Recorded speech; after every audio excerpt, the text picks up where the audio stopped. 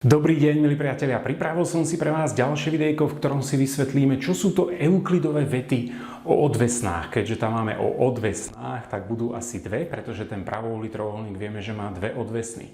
Euklidové vetu o výške som vysvetloval v tomto výučbovom videu. Pokojne si ho pozri. Pri euklidových vetách a vysvetlení viem, že pracujem s takýmto pravouhlým trojuholníčkom, kde viem, že tu mám teda nejakú odvesnú B, tu je odvesná A, tu je prepona C a ešte si tu potrebujeme nakresliť práve túto čiarkovanú výšku na preponu, ktorú môžem označiť V. Zároveň aj v mnohých iných videách som spomínal, že tento bod P, ktorý máme, je v podstate pätou kolmice tej výšky na túto preponu. A ten nám rozdeľuje tento pravouhlý trojuholník na dva trojuholníky, ktoré sú podobné.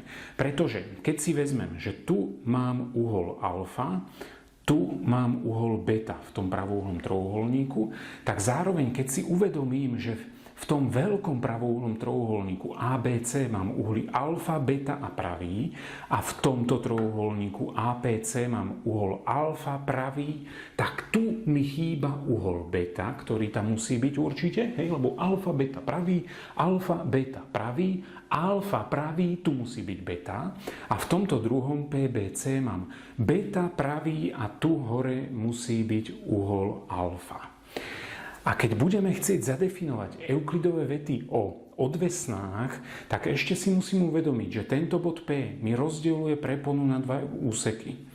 Tento úsek AP môžem pomenovať, že to je úsek CB, že to je úsek prepony, ktorý je priľahlý k odvesne B a tento druhý úsek CA je zase úsek prepony priľahlý odvesne A, že je k nej ako keby naviazaný. Tak a poďme teraz na tú podobnosť. V tomto prípade budeme brať dva pravouhlé trojuholníky, ktoré sú podobné. Je to konkrétne trojuholník APC, ktorý je podobný s tým veľkým trojuholníkom a malo by to byť, keďže ten pravý úhol máme pri P, takže ACB, tak aby som to mal správne zapísané. No a z tejto podobnosti mi niečo vyplýva.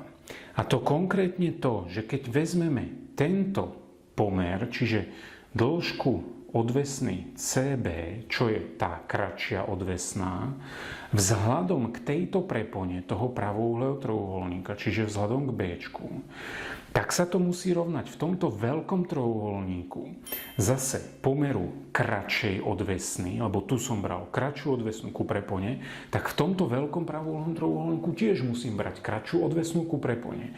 Kratšia odvesná je určite Bčko, prepona Cčko.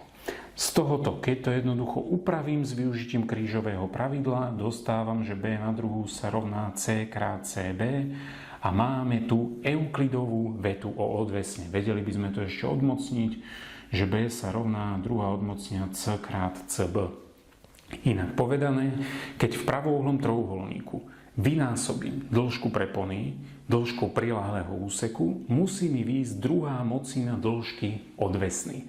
Tak a druhá tá podobnosť, to bude trojuholník BPC, zase ten maličký, čiže BPC, ktorý je podobný s trojuholníkom, som bral beta pravý, čiže C... Ešte raz... BCA, tak. Nie BCA. BCA by to malo byť. Tak. Tieto dva trojuholníky sú tiež podobné. To znamená ten veľký a tento BPC. A zase, keď si v tom trojuholníku vezmeme pomer v tomto prípade tohto úseku CA, ktorý je v tomto trojuholníku, môžeme povedať dlhšou odvesnou, lebo ak by som si to odmeral, tak naozaj ten úsek BP je o niečo dlhší ako úsek PC.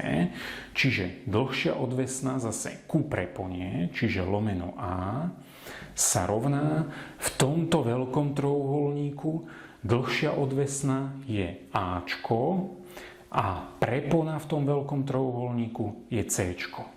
Opäť, ak to upravím s využitím krížového pravidla, A na druhú sa rovná C krát CA, čiže po odmocnení C krát CA, tá druhá odmocnenosť C krát CA sa rovná Ačku.